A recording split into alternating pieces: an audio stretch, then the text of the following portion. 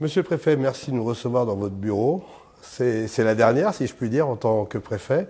Dans quelques jours, de nouvelles missions vous attendent à Paris, on en reviendra un peu plus tard. Revenons sur ces 14 mois isérois. Qu'est-ce que vous retenez? Quels sont les thèmes qui ont été des dossiers importants et que vous avez fait avancer? Alors, le premier point que je retiens déjà, j'ai été très bien entouré, avec des agents de l'État qui sont particulièrement dévoués et particulièrement investis. Ce qui est essentiel parce qu'eux ont la mémoire et permettent d'aborder les dossiers dans de bonnes conditions. Quand on découvre, il faut avoir quand même quelque chose de bien préparé, et c'était le cas. Avec des propositions, une capacité à m'aider, à décider.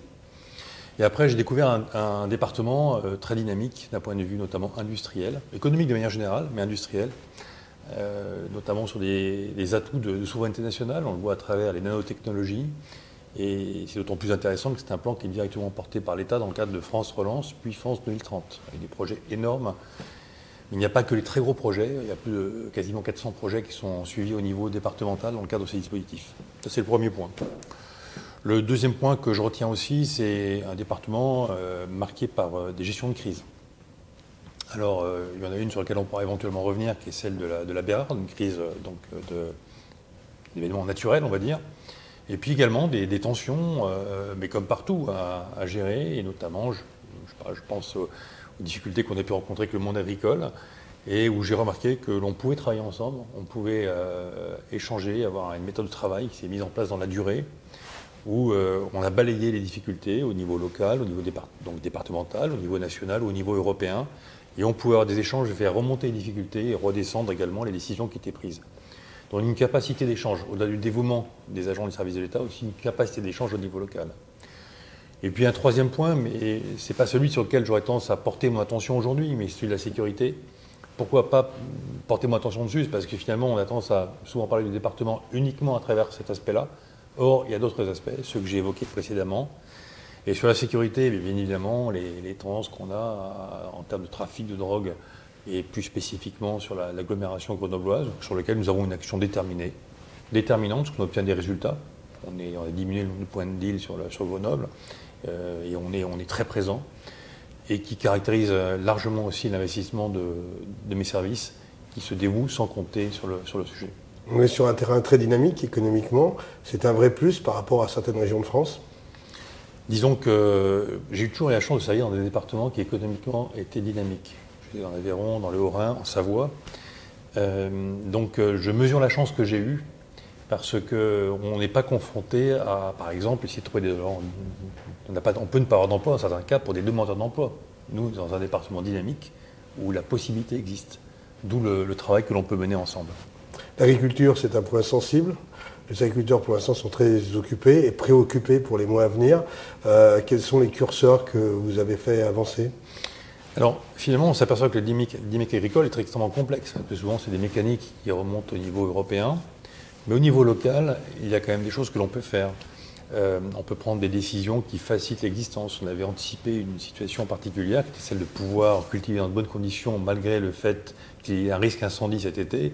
J'ai pris un arrêté en ce sens. Bon, les événements climatiques ont fait que ça n'a pas servi à grand-chose, mais c'était le fruit d'un travail partenarial qu'on avait mis en place ensemble. Et puis, vous voyez, par exemple, on globalise les sujets, mais quand on regarde bien pour les agriculteurs, on a mis en place des permanences, nous, multiservices au profit des agriculteurs pendant les tensions qui ont existé et qu'on a maintenues. Et qu'on a remplacé maintenant par une espèce de cellule qui se tient au niveau de la Chambre d'agriculture. Eh bien, ça permettait de répondre à toutes les attentes individuelles, que ce soit celles qui concernaient des défis, d'autres l'emploi, d'autres la MSA. Et on a fait quelque chose de très concret où les agriculteurs étaient reçus de manière multiservice et repartaient avec des réponses. Ça, oui, c'est très concret.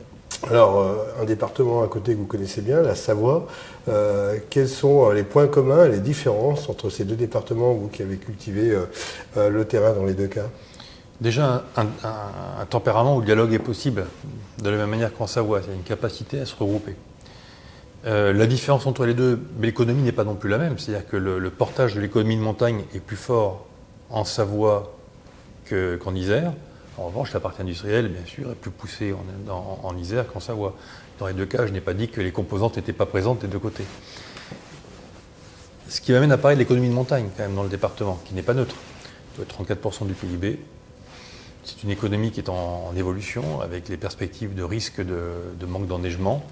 Eh bien, là aussi, il y a de l'accompagnement à faire. Et puis, c'est une économie qui est marquée par les risques naturels. J'ai évoqué au tout début de notre entretien la Bérarde. La Bérarde, ça a été un événement majeur. Beaucoup de gens oublient que c'est un événement majeur parce qu'il n'y a pas eu de mort. Et donc, du coup, on passe un peu à autre chose. Mais nous, on ne passe pas à autre chose. On accompagne le territoire. Et le territoire, qui est-ce? C'est le maire de Saint-Christophe-en-Noisan, le maire de Bourdoisan, le maire des Deux Alpes, et puis donc la communauté de communes.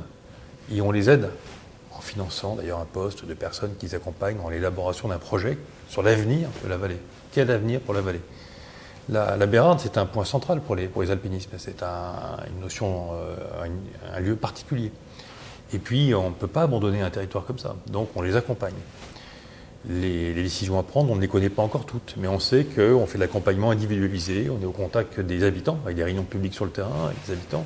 Et des gens, quand même, qui ont tout perdu et qui ont une espèce de souffrance personnelle liée à l'identité locale qui a été perturbée, qui a été, dans certains cas, gommée.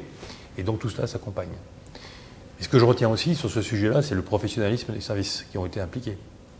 Je suis toujours étonné de voir la capacité de Météo France d'anticiper certains événements qui permettaient de déclencher le secours au bon moment, des services de RTM qui sont capables de dire vous pouvez aller à tel endroit sans risque, mais là c'est dangereux. Le fait que les gendarmes et les CRS aient exposé leur vie pour sauver des personnes, les pilotes d'hélicoptères de la sécurité civile, et y compris les pompiers qui sont allés sur le terrain.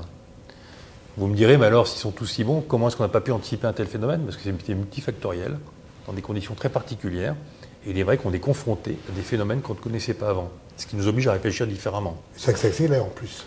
Alors, ce qui s'accélère, je ne sais pas si c'est une accélération. Ce que je sais, c'est que sur un cas comme celui-ci, il y a eu un cumul, en fait, d'événements. Et le cumul de 3-4 événements, ça s'est traduit par une grosse catastrophe. Voilà. Mais grosse catastrophe qui a pu être évitée humainement parlant grâce à la connaissance des lieux par les élus et grâce à l'implication personnelle des services de sécurité sur le terrain. Vous allez partir dans quelques jours. Quels sont les dossiers brûlants, si je puis dire, que vous laissez à votre successeur sur cette fin d'année? Il n'y a pas que des dossiers brûlants. Il y a la continuité du développement du territoire. Soyons positifs. Exactement. Et donc, dans la continuité ça me permet surtout de redire qu'un préfet n'est qu'un maillon dans une chaîne, finalement. Donc, la chaîne est plus ou moins longue, les maillons sont plus ou moins espacés, mais en tout cas, on n'est qu'un maillon. Donc, c'est de plus en plus complexe, quand même. Aussi, mais pas toujours. Et je rappelle aussi ce que j'ai dit au début de notre entretien, les services conservent la mémoire des dossiers. Donc, quand un préfet arrive, il bénéficie de la mémoire des dossiers. Alors, les dossiers, bien, ils continuent à être ceux que j'ai évoqués également. C'est-à-dire que si je me projette sur la partie industrielle, les dossiers sont en cours. C'est-à-dire que, typiquement, moi, j'ai bénéficié de l'aboutissement de dossiers qui avait été initié par certains de mes prédécesseurs. Et mes successeurs vont bénéficier de dossiers que j'ai initiés et qu'on a aidés à se développer. Sur des dossiers, si je sors un petit peu tout ce qu'on a vu, parce que la sécurité restera bien évidemment un angle d'attaque, je pense, l'avenir de l'économie de montagne aussi, l'avenir du monde agricole est d'actualité. Et si je me projette, il y a d'autres sujets quand même très structurants pour le département qui sont à prendre en compte, qu'on a déjà pris en compte d'ailleurs. C'est le PR2 dans l'Ain, et qui a des effets bien sûr sur le département de l'Isère. C'est le Lyon-Turin, avec le chantier qui va être d'accompagnement qui va être mis en place pour les accès. Ce sont des dossiers ingrats parce qu'on n'en voit pas forcément le bout tout de suite, mais ingrats pour ceux qui travaillent dessus à l'instant T, mais qui sont aussi des dossiers qui montrent la capacité de notre pays à produire des développements technologiques de haut niveau et qui permettent d'aboutir à une forme d'indépendance ou en tout cas de montrer qu'on est capable de produire de grandes choses, voilà, même si ça ne fait pas l'unanimité. On parle de votre nomination au niveau national, directeur général de la police nationale. C'est un super titre, c'est une mission très importante. On sait que vous êtes un homme de dossier, vous l'avez montré à chaque fois. C'est ce qui a fait votre nomination? Je suis aussi un homme de terrain. Et donc je vais souvent au contact du terrain, ce qui permet moi de me nourrir et de savoir ce qui se passe sur le terrain. Donc prenons le cas de la police nationale ou de la gendarmerie, parce qu'actuellement j'ai les deux dans mon périmètre. Je vais souvent voir les gendarmes dans la gendarmerie, je passe du temps avec eux, je vais souvent dans des équipages de la police nationale, et tout ça me permet quand même d'avoir un contact direct. J'ai une connaissance assez poussée de la police nationale, parce que j'ai exercé 5 ans des fonctions de gestion des ressources humaines au sein de la police nationale, au niveau de la préfecture de police et au niveau du national.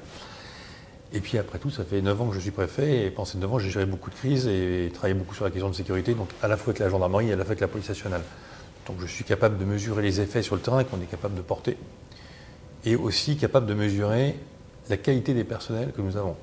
Moi, je reste toujours, je le dis sans démagogie, j'ai évoqué plein de fois bien avant de savoir ce que j'allais faire, je reste toujours épaté de la capacité de s'investir sur le terrain, de l'exposition physique qui est acceptée pour protéger nos concitoyens. Nous avons des personnels de grande valeur qui méritent d'être reconnus, d'être appréciés, et je pense que une reconnaissance plus poussée de la part de nous tous dans la vie quotidienne serait importante. La ressource humaine au niveau de la police est un des piliers, évidemment. Qu'est-ce que vous voulez apporter dans votre démarche, on a bien compris au niveau de l'humain, qui sera peut-être différent ou complémentaire, parce qu'on ne change pas les cartes comme ça, j'imagine. Vous savez, alors je pense que plus que de changer les cartes, c'est plutôt d'abord de s'imprégner de la réalité, de ce que je vais faire. La semaine prochaine, j'ai plusieurs déplacements qui sont prévus sur différentes composantes. Et puis après ça, dans mes fonctions, il faut que je parvienne à délivrer les conditions les plus favorables possibles d'exercice du métier. Et tout ça rentre dans des questions de doctrine, dans des questions de moyens et de management. Et donc tous ces sujets, de formation, je vais les aborder, puisque tous seront dans mon périmètre. Qu'est-ce qui vous anime le matin quand vous vous levez? La flamme qui est en vous, si vous me permettez.